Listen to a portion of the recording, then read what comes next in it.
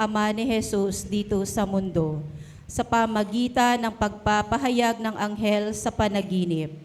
Siya ang magiging tagapangalaga ng banal na mag-anak matapos niyang tanggapin ang mensahe mula sa anghel.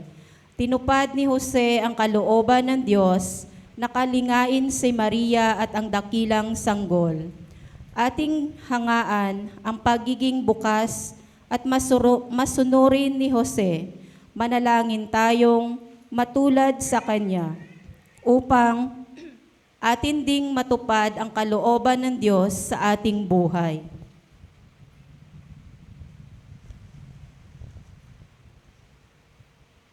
Ang mamumuno po sa ating banal na pagdiriwang si Reverend Father J.R. Babor, MAC. Magsitayo po tayo.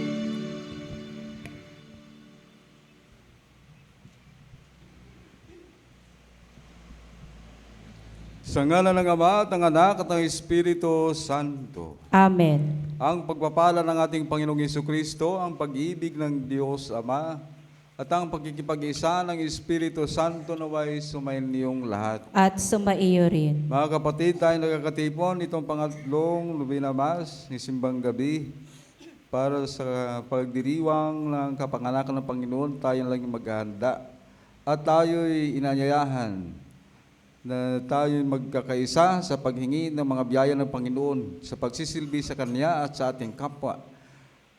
Kaya para maging marapat tayo sa pagdiriwang ng banal na misteryo, tumahimik tayo sandali at pagsisihan natin ang ating mga nagawang kasalanan. Inaamin ko sa makapangyarihang Diyos at sa inyo mga kapatid, na lubha akong nagkasala sa isip, sa salita at sa gawa, at sa aking pagkukulang. Kaya isinasamo ko sa mahal na Birheng Maria, sa lahat ng mga anghel at mga banal, at sa inyo mga kapatid, na ako'y ipanalangin sa Panginoong ating Diyos. Kawan tayo ng makapangyarihan at mapagmahal na Diyos, patawarin tayo sa ating mga kasalanan at patnubayan tayo sa buhay na walang hanggan. Amen. Panginoon, kaawaan mo kami. Panginoon, kaawaan mo kami. Kristo, kaawaan mo kami. Kristo, kaawaan mo kami. Panginoon, kaawaan mo kami. Panginoon, kaawaan mo kami. At bago natin awitin ang papuri, ating sindihan ang kandila. Manalangin tayo. Panginoon, sa aming pagkakatipon, itong kandila ng Adbyento ay aming sisindihan para sa paghanda namin sa iyong pagdating. Gabayan mo kami at gawaran ng iyong Espiritu upang kami makapagsilbi sa iyo at sa aming kapwa. Ito iniling namin sa pamamagitan ni Kristo ang aming Panginoon. Ang magsisindi po ng kandila sina Mrs. Belia Ramos and family, Mr. Lloyd and Mrs. Juna Coscolwela and family, Mrs. Shirley Baguio and Soriao and family.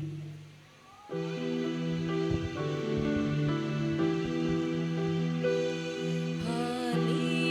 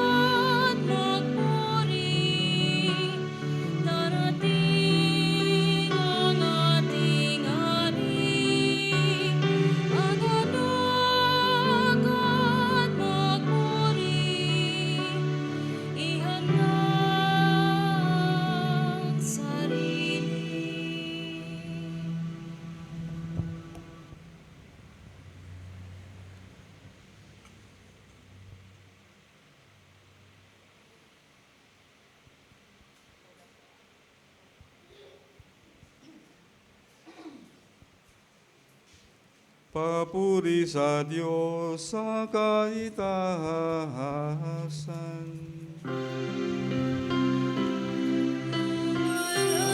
Sa Diyos sa kaitaasan, kaloob sa luma'y kapayapaan. Pinupuri ka at ipinagdaragan, sinasamba ka namin sa dakila mong kalwalhatian. Panginoon namin, Diyos hari ng langit, amang makapangyarihan. Panginoong Jesucristo, tunong anak ng Diyos, Kordero ng Ama, ikaw na nag-aalis ng mga kasalanan ng sanlibutan. Tanggapin mo ang aming kahilingan, ikaw na naluluklok sa kanan ng Ama. Maawa ka sa amin, ikaw lamang ang banal, Panginoong Jesucristo, kasama ng Espiritu, sa luwalhati ng Ama. Amen. Amen.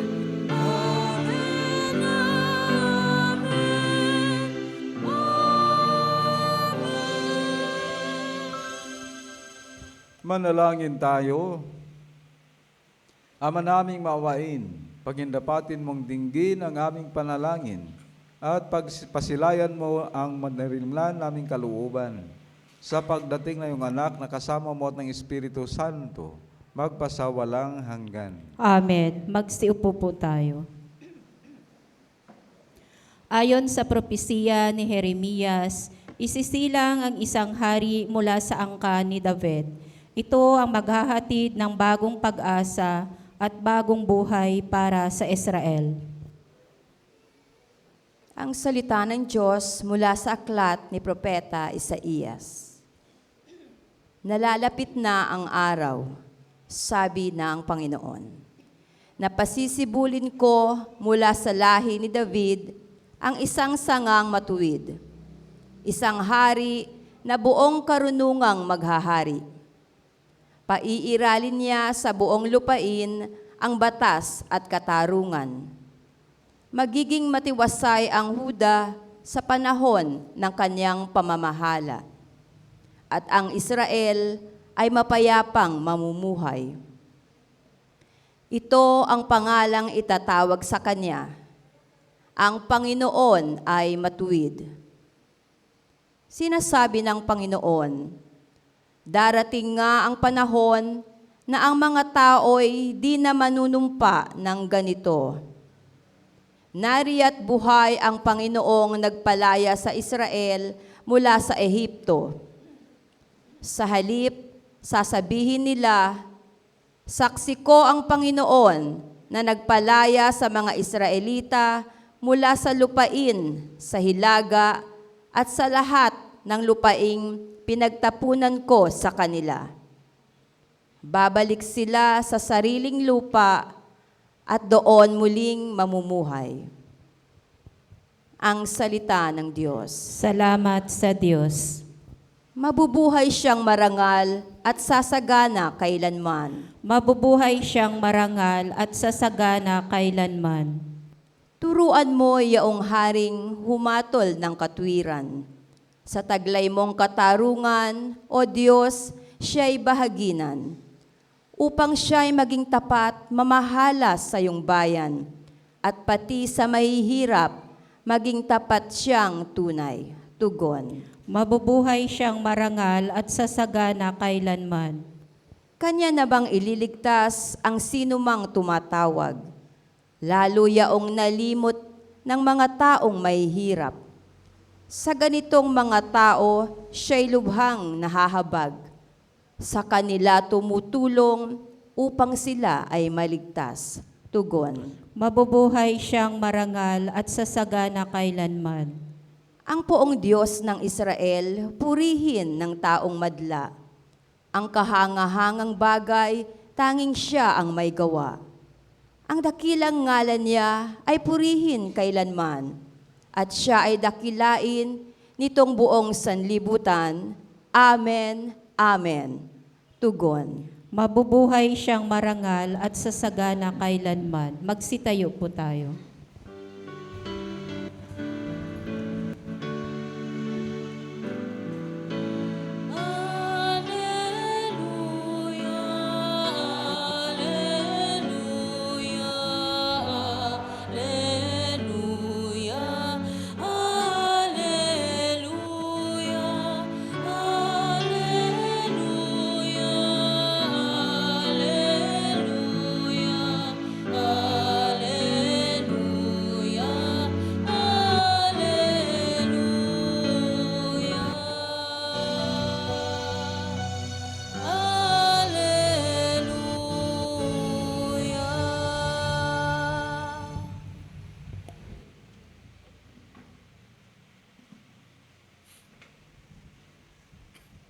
Sumainyo ang Panginoon. At sumaiyo rin. Ang pagpapahayag ng mabuting balita ng Panginoon ayon kay San Mateo. Papuri sa iyo, Panginoon.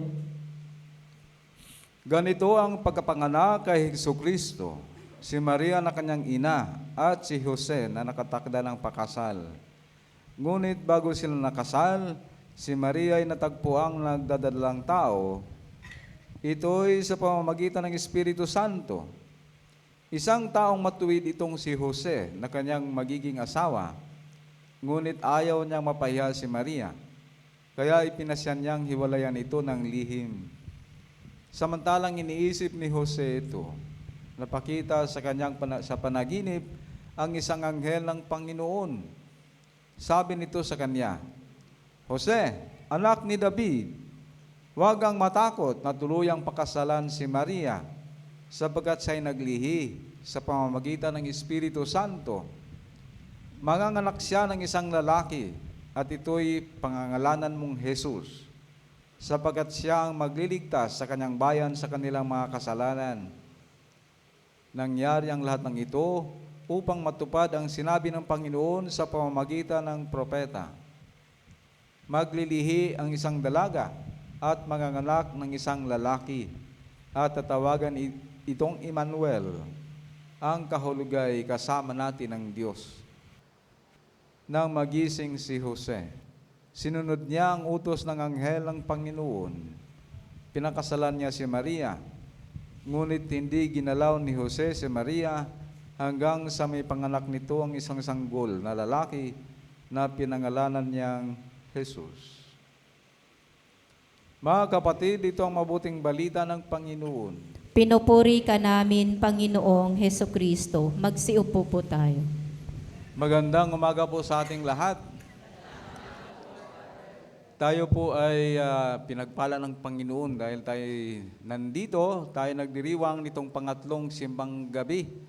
At tayo nagkakatipon sa pagpapasalamat natin sa Panginoon sa mga biyayang ating natanggap. Kaya pwede pong batiin ninyong katabi na sa kanan po, pakisabi po ng mapalad ka. Sa kaliwa naman, malapad ka. Malapad sa biyaya ng Diyos. Amen. Kaya yun ang nangyari din sa mga taong sumusunod sa kalooban ng Diyos. Tayo, na laging sumusunod sa yung bang inahangad ng Diyos na tayo sasamba sa Kanya sa pamamagitan ng misa, itong simbang gabi, at katulad ni San Jose, tayo'y pinanyayahang magkakaroon ng pusong nakatuon sa Diyos. Kaya itong ating pagdiriwang ng mga simbang gabi, ito po ay sabi ko kanina, pasalamat no, sa mga biyayang ating natanggap. May iba po sa atin, mayroong mga wish, yung mga maraming pinapangarap na mangyari sa buhay, lalo na sa darating na taon. Kaya pag nakumpleto ang simbang gabi, parang kampante tayo na tayo'y nakakumpleto ng yung Novena Masses, itong simbang gabi, at tayo ay sumasampalataya at nananalig sa Diyos na ibibigay sa atin yung ating hinihingi. Kaya kung ano man hinihingi natin, ating ibigay ang ating puso't isip, no, sa Diyos. Siya na po ang bahala sa atin. At ito rin ay ibang paghingi pa ng ano pang mga kailangan natin. Pangailangan lalo sa darating na taon. Kasi 2024, hindi natin alam, no, kung Diyos lamang ang nakakaalam, no, pangyayari sa buhay. At yan ang ating mga hinahangad, no, sa mga darating pang panahon ay maging maayos ang buhay. Kaya itong simbang gabi, pasasalamat at paghingi na rin ng mga biyayang ating kinakailangan. At ito po ay napapaloob din, no? Lalo na itong mga pagbasa natin ngayon, itong buhay ni San Jose. Kasi si San Jose po ay lagi siyang nakatuon, no? Yung kanyang puso't isip ay sa Diyos lamang.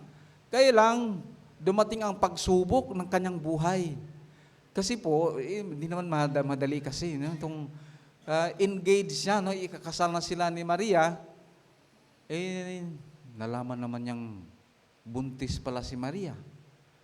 Parang mahirap nga, lalo na sa mga lalaki nung kapanahon ng yun. Sa lumang panahon ay talagang ganyan. No? Pag nabuntis ang babae na walang asawa, ay mahirap na yun. Meron silang penalty, yung punishment.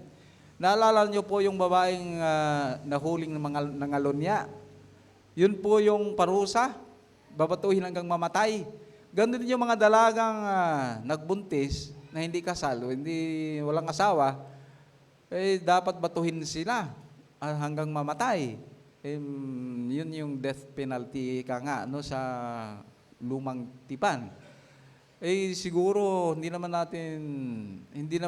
mahirap intindihin ito kasi meron tayong sexual norms o sexual protocol, no, sa relasyon ng babae at lalaki. Halimbawa yung lula ko dati, yung ate ko, pag nililigawan yung manliligaw sa kanya, pag sinabing huwag mong hawakan ang kamay ng aking apo, ay huwag mo talang hawakan. Oras na hawakan mo yung kamay, naku, dapat ikakasal ka na. Ganon ka-stricto nung panahong yun. Parehong-pareho ito sa yung kultura, no, ng mga Hudyo. Hindi naman tayo nagkakaroon ng ganon katindi, no, yung mga babae pag nabuntis ay paparusahan hanggang mamatay. Hindi naman yun. Kailangan mayroong ostracization. Yung mga i-ostracize ka, yung mga hindi katanggap, no, parang ikinakahiya ka. Siguro ngayon nagbago na. Kasi kung dati, nagpapakasal ang babae, pag bilog ang buwan, ngayon, nagpapakasal ang babae, pag bilog ang tiyan. Bilog ang tiyan, pakasal ka na. Parang nagbago ka nga tanggap na yung ganong, siguro na kasi may mga kahinaan ng tao at meron namang pagbabago yung tao. Ibig sabihin, nagkakasala yung tao, kailangan naman niyang ayusin, no, ang buhay. Kaya sinasabing magpakasal ka na kasi nagdadalang tao ka na. Kaya mga kapatid, sa pagbabagong yan, titingnan natin din, no, yung ano ang dapat natin ding ayusin sa buhay natin.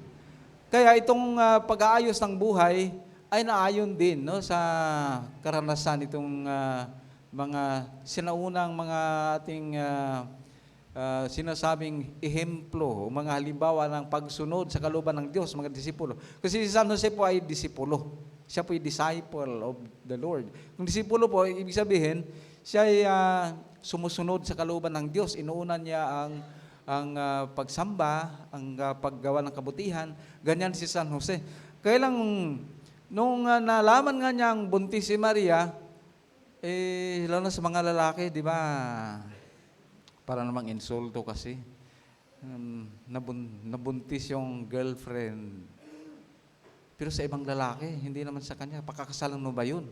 Yun yung parang confused, nalito si San Jose. Itutuloy ba niya o hindi? Kaya lang pag itutuloy niyang paghiwalay, malalaman ng iba. Sabi ng Ebanghelyo, nag-isip na lang siya ng paraan, sikreto na lang niyang hiwalayan. Ayaw niyang mapahamak si Maria. Sa kanyang pagmumuning-muning yun, ay dumating ang anghel sa kanyang panaginip. Ibig sabihin, yung sa kanyang consciousness, sa kanyang buhay, marami kasing pamamaraan ng Diyos, no, upang tayo'y gabayan niya. At itong anghel, sabi ng anghel, Jose, anak ni David, huwag kang matakot na tuluyang makasalan si Maria sapagkat siya naglihi sa pamamagitan ng Espiritu Santo. Hindi pala pangkaraniwan itong pagbubuntis ni Maria. Kaya lang mahirap nga din talaga din. No? Kung wala kang pananampalataya, baka sasabihin ng ganito, ng lalaki, nakakahiya naman. O di ba, insulto sa aking pagkalalaki. Kasi hindi naman talaga akin yan. Kaya lang si Jose, malalim ang kanyang pananalig sa Diyos. Kaya, sa kabila ng kanyang pagkalito, sinunod niya ang sinabi ng anghel. Kaya si San Jose po ay halimbawa nga ng ating pananampalataya at pananalig sa Diyos. Kahit sa kabila ng ating pagkalito, yung nagulumihanan tayo, kung ang pananampalataya natin ay malalim, ay hindi tayo matitinag.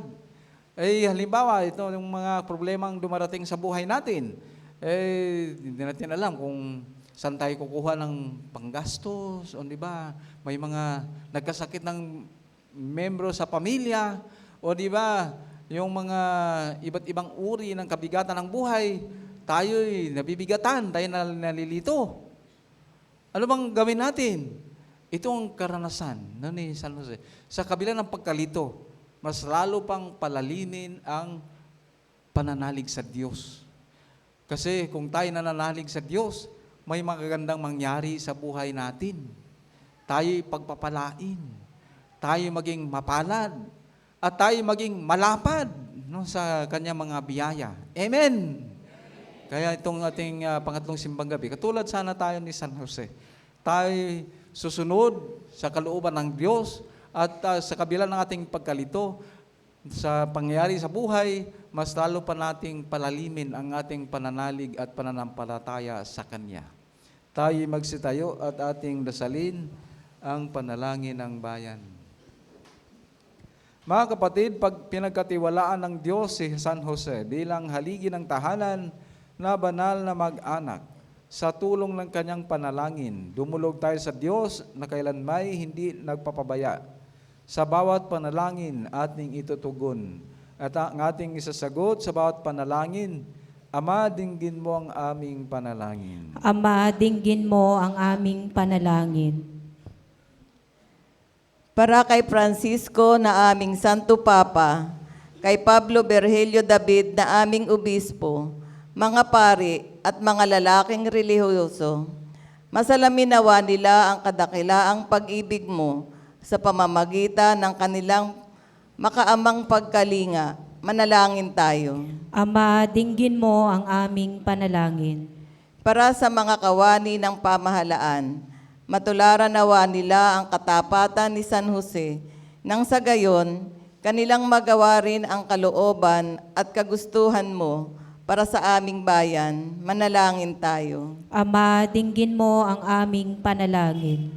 Para sa mga haligi ng tahanan, maipadama nawa nila ang kanilang pag-ibig at pag-aaruga sa kanilang pamilya sa pamamagitan ng kanilang pagsusumikap at mabuting pamumuhay. Manalangin tayo. Ama, dinggin mo ang aming panalangin. Para sa mga dumaranas ng matinding pagsubok sa kanilang buhay, makatagpo nawa sila ng pag-asa at pananampalataya sa pamamagitan ng panalangin ni San Jose. Manalangin tayo. Ama, dinggin mo ang aming panalangin. Para sa namayapa na, masumpungan nawa nila ang kaharian at kaningningan mo, O Diyos, na hindi nagmamaliw kailanman. Manalangin tayo. Ama, dinggin mo ang aming panalangin. Panginoon, dinggin mo ang aming panalangin, lalo na ang mga panalangin na aming binabanggit at sa mga hindi nabanggit. Naway gabayan mo kami at layo mo kami bibigyan ng mga biyayang aming kinakailangan sa pang-araw-araw para makapagsilbi sa iyo at sa aming kapwa. Hiniling namin ito sa pamamagitan ni Kristo ang aming Panginoon. Amen. Magsiupo po tayo.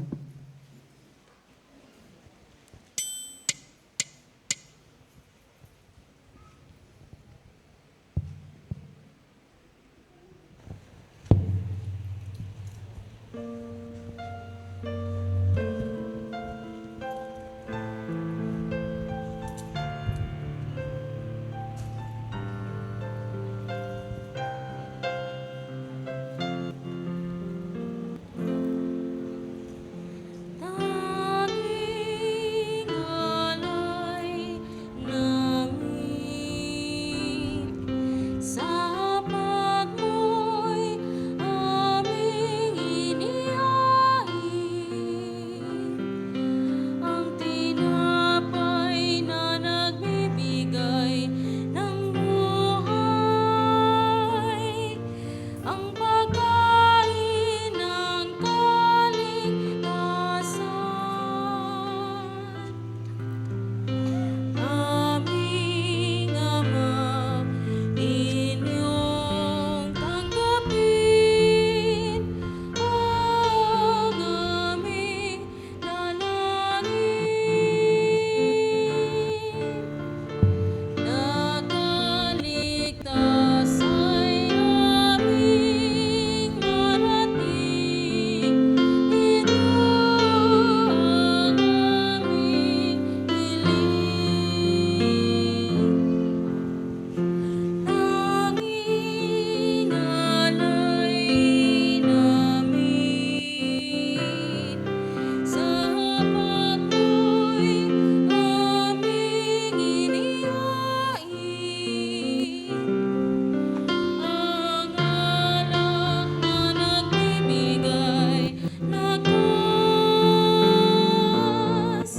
ang inumin ng kaligtasan. Aming Ama, inyong tanggapin ang aming dalangin. Nakaligtas ay aming marating, ito ang aming hiling. Aming Ama, inyong tanggapin ang aming dalangin.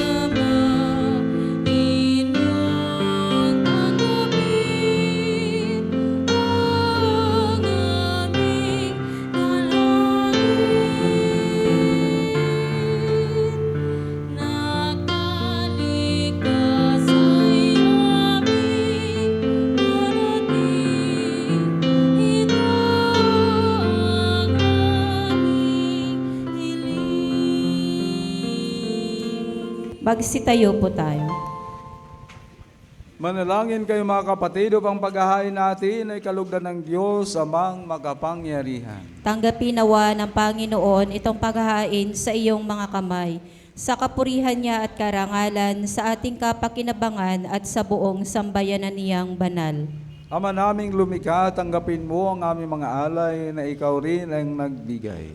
Magdulot na ba ito ng gantimpalang kaligtasan, na ngayon pa man ay amin ang pinapakikinabangan, sa pamagitan ni Kristo ang aming Panginoon.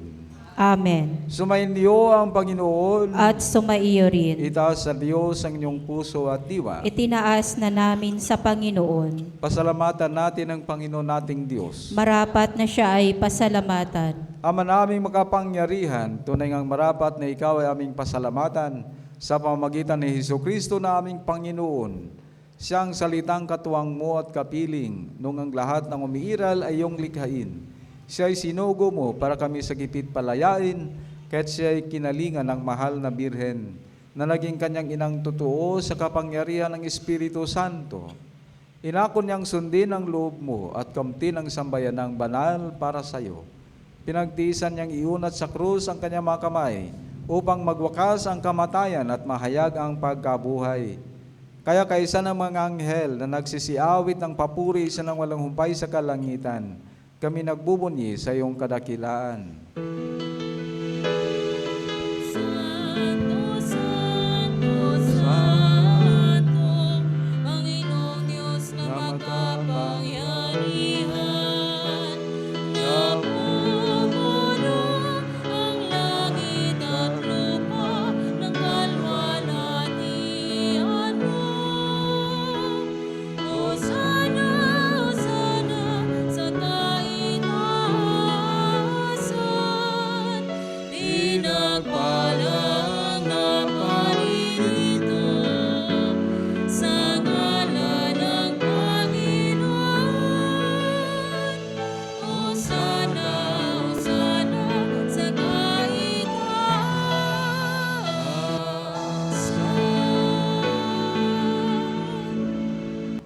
Ama naming banal, ikang bukal ng tanang kabanalan, kaya sa pamamagitan ng iyong Espiritu, gawin mong banal ang mga kaloob na ito upang para sa aming maging katawan at dugo ng aming Panginoong Heso Kristo. Bago niya pinagtiis ang kusang loob na maging handog, hinawakan niya ang tinapay, pinasalamatan kanya, pinaghati-hati niya yun, inabot sa kanyang mga alagad at sinabi, "Tanggapin ninyong lahat ito at kanin. Ito ang aking katawan na ihahandog para sa inyo."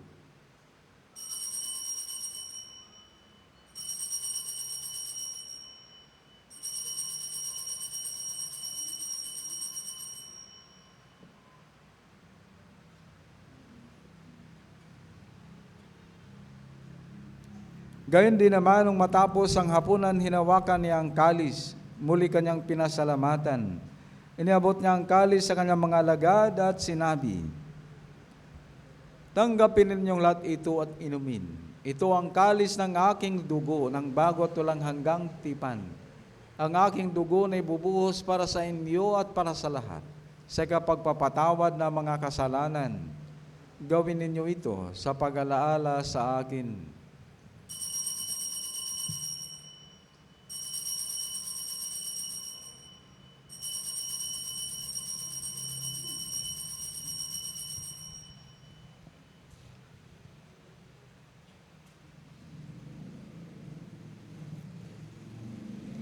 Ipagbunyi natin ang misteryo ng pananampalataya.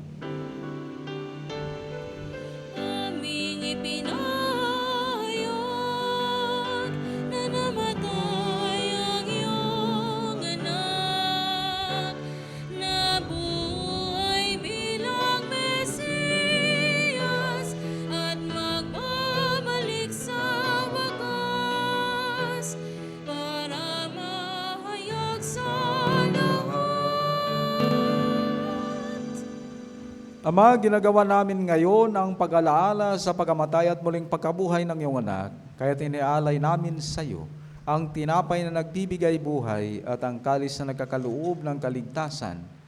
Kami nagpapasalamat dahil kaming minarapat na tumayo sa harap mo para maglingkod sa iyo.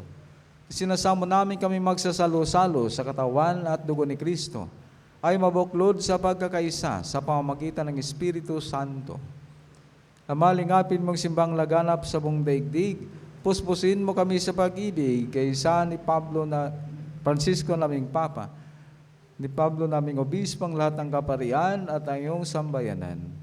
Alalahanin mo rin ang lahat namin mga kapatid na naimlay, numasang sila'y muling mabubuhay, gayon din ang lahat ng mga pumanaw.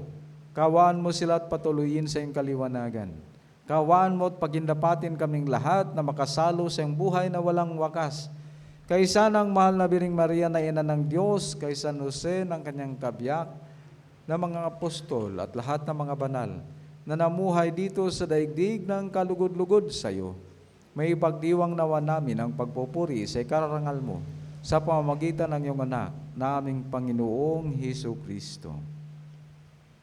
Sa pamamagitan ni Kristo, kasama niya at sa Kanya, ang lahat ng parangal at papuri ay sa iyo, Diyos Amang makapangyarihan, kasama ng Espiritu Santo, magpasawalang hanggan. Amen. Amen.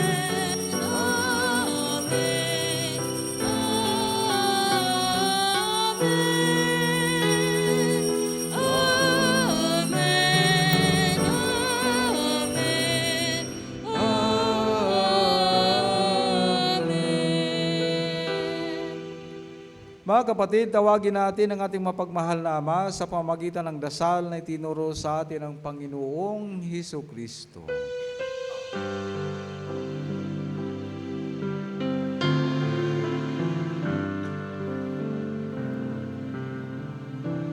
Ama namin, sumasalangit ka, sambahin ang ngalan mo. Mapasa amin ang kaharian mo, sundin ang loob mo dito sa lupa para nang sa langit. Bigyan mo kami ngayon ng aming kakanin sa araw-araw, at patawarin mo kami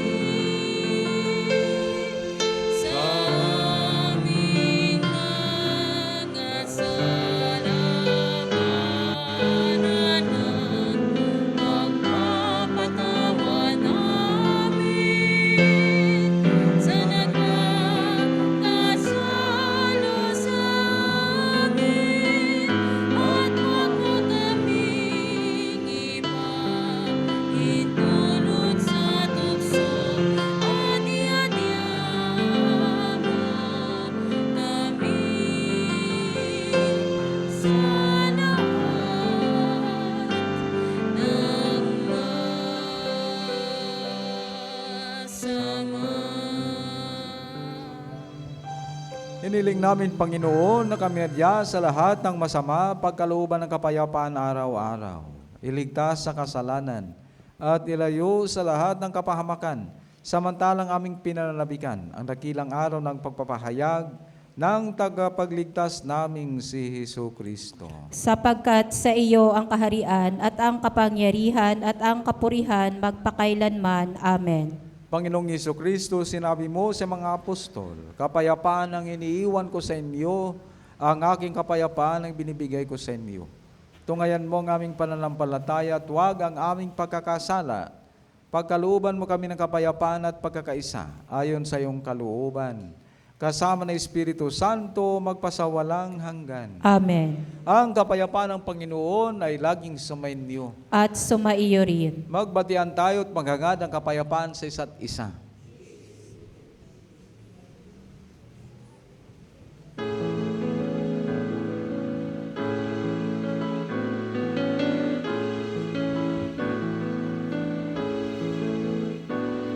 Kordero ng Diyos na nag-aalis ng mga kasalanan ng sanlibutan, maawa ka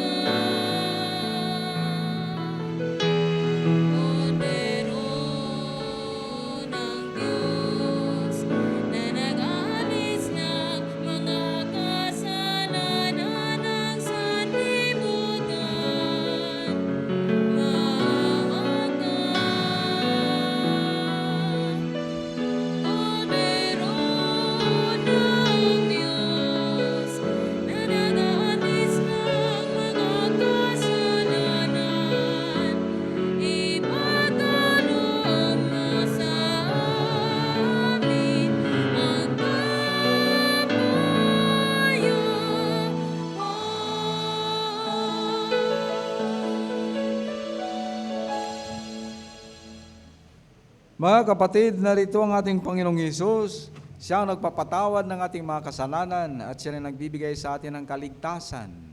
Mapapalad tayong tinatawag sa kanyang piging. Panginoon, hindi ako karapat-dapat magpatuloy sa iyo, ngunit sa isang salita mo lamang ay gagaling na ako. Naway ingatan tayo ng katawan at dugo ni Kristo hanggang sa buhay na walang hanggan. Amen.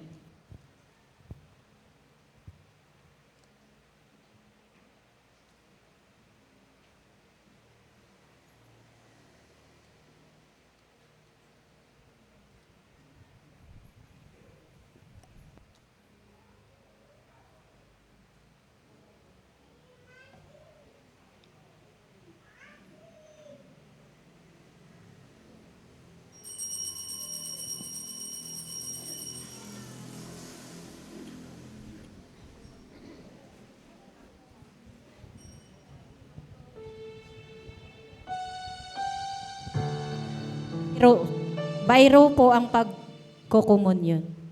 Una po ang family sponsor.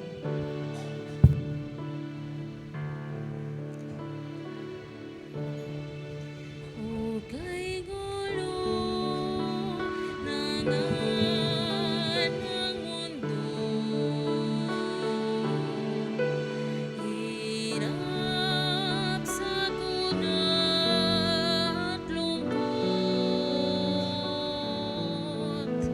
kaya't sama-sama tayong manalangin dahil darating na ang Pasko. Panginoon, halina't pumarito ka. Sagipin mo ang bayan, ikaw ang pag-asa. Gabay ng mga mahihirap. Panginoon, iligtas mo ang iyong bayan. Di ba't kay saya dapat nagpasko? Kung bawat pamilya ay buo, kaya't dinalangin natin ang bawat tahanan bago sumapit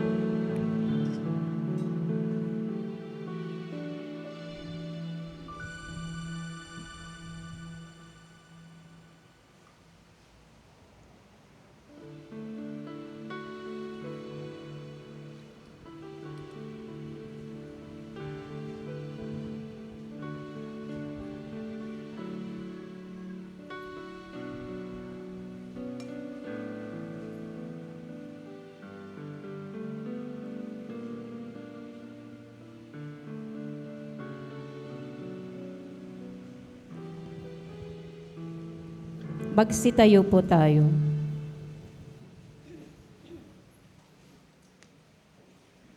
Manalangin tayo. Ama naming mapagmahal, mapakinabangan nawa namin ang aming pinagsaluhan upang sa aming paglalakbay dito sa lupang papanaw. Aming mapanaligan ang iyong pagpapalang pagmakailanman. Sa pamamagitan ni Jesucristo, kasama ng Espiritu Santo, magpasawalang hanggan. Amen. Panalangin sa Birhen ng Banal na Puso ni Jesus. Alalahanin mo, mahal na ina ng banal na puso ni Jesus, ang mga dakilang bagay na ginawa ng Panginoon para sa iyo. Hinirang kang maging kanyang ina. Ninais niyang malapit ka sa kanyang krus. Binahaginan kanya ng kanyang kaluwalhatian. Dinirinig niya ang iyong panalangin. Sa kanya ialay ang aming papurit pasasalamat. Sa kanya isang guni ang aming kahilingan, na tulad mo'y mamuhay kaming lagi sa pagmamahal ng iyong anak, upang ang kanyang kahari ay patuloy na maisakatuparan.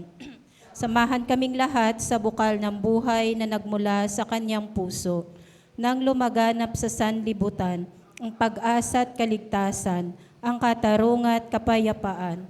Pagmasdan mo kaming sayo'y nagtitiwala, pakinggan mo kaming sayo'y nagsusumamo, maranasan nawa naming lagi ang makainang pagkalinga mo siya nawa. Berhe ng banal na puso ni Jesus. Berhe ng banal na puso ni Jesus. Panalangin mo kami. Berhe ng banal na puso ni Jesus. Panalangin mo. Magsiupo po muna tayo para sa ating pasasalamat at paanyaya. Pasalamatan po natin ang lahat ng tumulong sa paglilingkod, ang music ministry, lay Eucharistic ministers, ministry of altar servers, ministry of ushers, greeters and collectors, ministry of lectors and commentators, social communication ministry para sa ating FB live streaming. Sa ating pong naririto ngayon at sa nanguna sa ating banal na pagdiriwang, Reverend Father J.R. Babor, MEC. At atin din pong pasalamatan ang sponsor ngayon ay ang San Juan Bautista Chapel. At atin din pasalamatan ang mga family sponsors, Mrs. Villa Ramos and family, Mr. Lloyd and Mrs. Jonah Coscoluela and family, Mrs. Shirley Baguio and Suriao and family.